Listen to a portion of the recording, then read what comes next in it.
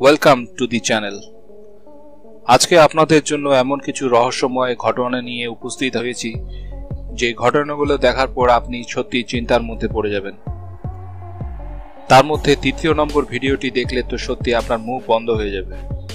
তো চলুন শুরু করা যাক। তবে তার আগে অবশ্যই আমাদের চ্যানেলটিকে সাবস্ক্রাইব করে রাখুন এবং পাশের নোটিফিকেশন বেলটিও প্রেস করে রাখুন।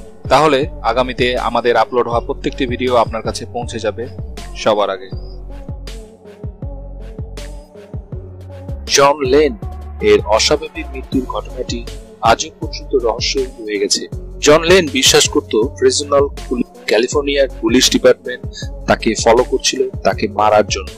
কারণ ফ্রেজেন পুলিশ ডিপার্টমেন্ট সম্পর্কে সে কিছু আর্টিকেল ইন্টারনেটে লেখালেখি করে।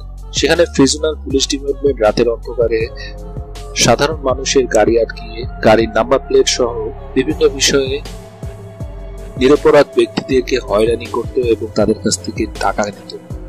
এই আর্টিকেলগুলো লেখার পর জন লেন তার বাড়ির আশেপাশে কিছু অদ্ভুত গতিবিধি দেখতে পায়। এরপর সে পুরো বাড়িটিকে সিসি ক্যামেরাটা আয়ত্তাধীন রাখেন এবং আশ্চর্য বিষয় হচ্ছে সিসিটিভি ক্যামেরায় এমন কিছু ফুটেজ ধরা পড়ে যেগুলো দেখে সত্যি সে অবাক হয়েছে। যেমন তার বাড়িতে অবৈধ কোনো জিনিস, অবৈধ কোনো মালামাল রাখার জন্য চেষ্টাও করা হয়েছিল এবং বাড়ির সামনে রাস্তা দিয়ে অকারণেই মানুষ হাঁটাহাঁটি করত এবং বাড়ির দিকে তাকাতো। এছাড়াও সরকারি গাড়িকেও বাড়ির সামনে অপ্রয়োজনেই দাঁড়াতে দেখেন এবং কোনো কারণেই আবার সেখান থেকে তারা আবার আস্তে করে সরেও যান। ফ্রেজনাল পুলিশ ডিপার্টমেন্টের এরকম তার বাড়ির সামনে অস্বাভাবিক এরকম গতিবিধির জন্য সে সংশ্লিষ্ট আইন শৃঙ্খলা বাহিনী কর্তৃপক্ষের নিকট লিখিতভাবে অভিযোগ দেন। যেদিন তিনি সেই অভিযোগটি দেন তার ওই দিনই রাতের বেলা 3টি পুলিশের গাড়ি সহ 6 জন ফ্রেজনাল পুলিশ ডিপার্টমেন্টের সদস্যরা বাড়ির অপোজিটে অহেতুকি তারা সেখানে থামেন এবং একটু আড্ডা দেন। আড্ডা দেওয়ার পর সেখান থেকে আবার তারা চলে যান। তবে আশ্চর্যজনক বিষয়, সবগুলো ভিডিওই জন লেনের সিসিটিভি ক্যামেরা ফুটেজের থেকে সংগ্রহ করা হয়েছে। এদের মধ্যে একটি বিষয় উল্লেখযোগ্য, কালো একটি গাড়ির ভিতর থেকে সেই কালো গাড়ির দরজা খোলা ছিল এবং একজন বড় আকারের একটি ক্যামেরা নিয়ে রেডি ছিল এবং তারা জন লেনের বাড়িটিকে শুট করছিল। ইতিমধ্যে একজনকে ভিতরে দেখা যায় যিনি সব কিছু বিষয়ে রিপোর্টিং করে জানাচ্ছিলেন কোনো একজনকে।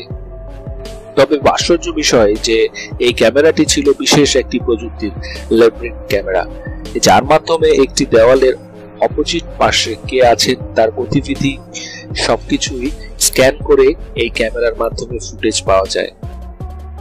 জন লেনের বাসার সামনে ল্যাব্রিক ক্যামেরা দিয়েই কেন ভিডিও করা হচ্ছে? অবশ্যই জন লেনের গতিবিধি জানার জন্য, দেখার জন্য।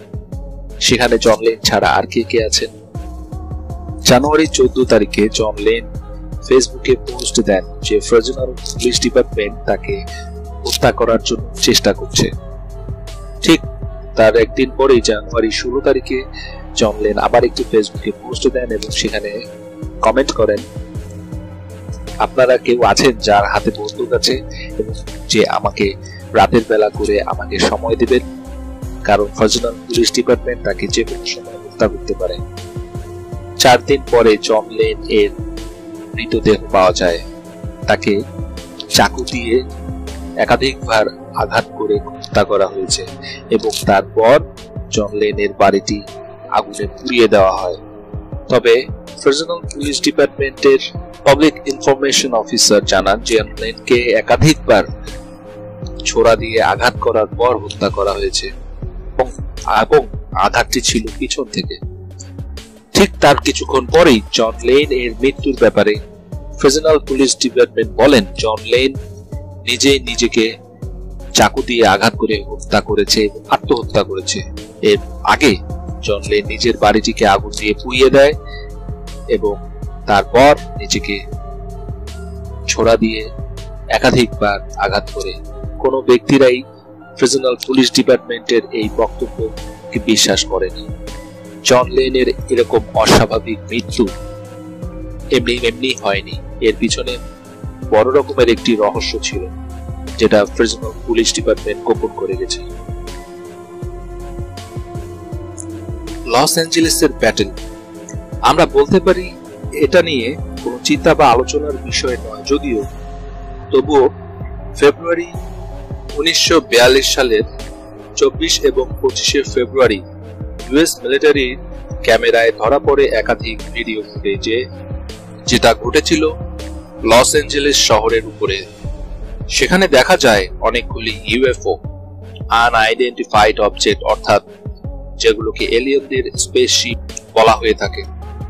জাপানি মিলিটারির আকাশপথে 1400টি শেল লস অ্যাঞ্জেলেসে ফেলেন সেই দ্বিতীয় বিশ্বযুদ্ধের সময়। কিন্তু অনেকেই বলেন যে সেই সময় রাতের আকাশে অনেকগুলো ইউএফও দেখতে পাওয়া যায় এবং জাপানি মিলিটারিদের সাথে এলিয়েনদের স্পেসশিপের একটা যোগাযোগও ছিল, এমনটাই ধারণা করা হয়। এবং তাদের সহযোগিতায় সেই দিন লস অ্যাঞ্জেলেসে আক্রমণ করা হয়। সেদিনের ভিডিও ফুটেজগুলো নিয়ে এখনো বিজ্ঞানীরা তদন্ত এবং অনুসন্ধান করে চলেছেন। সিসিটিভি ফুটেজে দেখা যাচ্ছে এটি একটি প্রাইভেট কোম্পানির অফিস। প্রতিদিনের ন্যায় সবাই অফিসের কাজকর্ম ছেড়ে বাড়ি ফিরে যান। এরপরেই কিছু গতিবিধি দেখা যায় সিসিটিভি ফুটেজে, যেগুলো ধরা পড়ে। সেই গতিবিধিগুলো ভুতুরে একটি গতিবিধি, দেখলে আপনি অবাক হবেন। ভিডিওটি 2012 সালের 1 নভেম্বরে ক্যাপচার করা হয়েছে। পরদিন সকালে অফিসের কাগজপত্র, চেয়ার টেবিল এলোমেলো অবস্থায় দেখার পর সিসিটিভি ক্যামেরায় সেগুলো কেন হয়েছে, কিভাবে হয়েছে পর্যবেক্ষণ করার সময় দেখা যায় এক অদ্ভুত বিস্ময়কর ভুতুরে ঘটনা।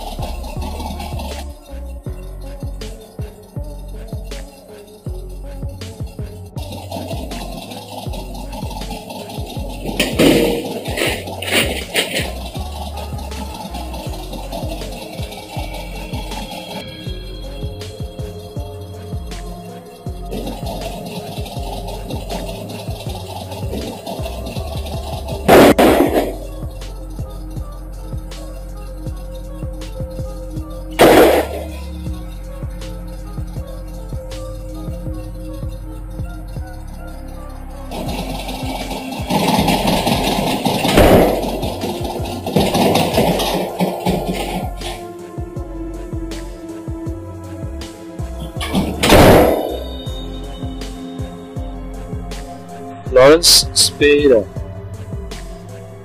3 জুন 2011 সালে যখন হারিয়ে যায় তখন তার বয়স ছিল 20 বছর। এটা হলো লরেন্সের সিসিটিভি ক্যামেরার থেকে তোলা ছবি, যেটা পুলিশ শেয়ার করে দেন যেন তাকে খুঁজে পাওয়া যায় বা তাকে যদি কোথাও দেখা যায় সেই আশায়। পুলিশের বিশ্বাস যে সংশ্লিষ্ট কারটি এবং যে স্থানে তাকে প্রথমে দেখা যায় সেই সময় থেকেই, তারপর থেকেই সে নিখোঁজ। লরেন্সের অনেক পুরুষ বয়ফ্রেন্ড ছিল, হতে পারে সেই বয়ফ্রেন্ডদের মধ্যে কেউ একজন তাকে হত্যা করেছে, যার কারণে সে নিখোঁজ। তার বয়ফ্রেন্ডদের মধ্যে একজন বলেন যে ঘটনার দিন তিনি শুধু ড্রিঙ্ক করেছিলেন, অনেকটাই বেহুশ হয়ে পড়েছিলেন, যার পর সে তাকে হেল্প করে তার বাড়ি পর্যন্ত পৌঁছে দিয়ে আসে। কিন্তু ঘটনা হচ্ছে বাড়ির কাছাকাছি এসেও স্পেরাকে আর খুঁজে পাওয়া যায় না। সেই দিনের পর থেকে কেসটি এখন পর্যন্ত অমীমাংসিত হয়ে গেছে। এখন পর্যন্ত কাউকে গ্রেফতার করা হয়নি এই সম্পর্কিত বিষয়ে। 15 জানুয়ারি 2016 সালে একটি বাড়িতে রেড করেন, যে বাড়ির মালিক ছিল ইন্ডিয়ানা। লরেন্সের বাড়ি থেকে 20 গজ দূরেই সেই বাড়িটি। সেই বাড়ির মালিক একজন সেক্স অফেন্ডার হিসেবে থানায় চিহ্নিত আসামি।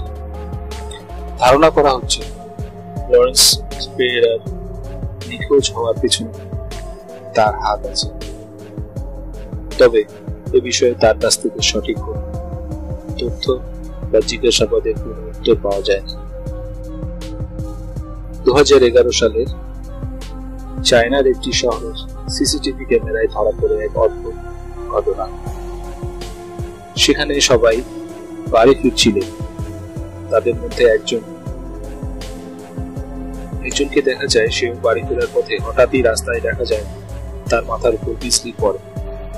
বিজলি বা বিদ্যুৎ পড়ার পরপরই সে মাটিতে লুটিয়ে পড়ে। তার কিছুক্ষণ পরেই তাকে আবার দেখা যায় সে উঠে দাঁড়ায়। 2 পা হাঁটার পর তাকে আবারও তার মাথার উপরে বিজলি চমকে পড়ে, সে আবারও মাটিতে লুটিয়ে পড়ে। এই রহস্যময় ঘটনার ব্যাখ্যা এখন পর্যন্ত কেউ দিতে পারে। কি ঘটেছিল তার সাথে, কেনই ঘটেছিল, তাই বলে একই ব্যক্তির মাথায় 2বার,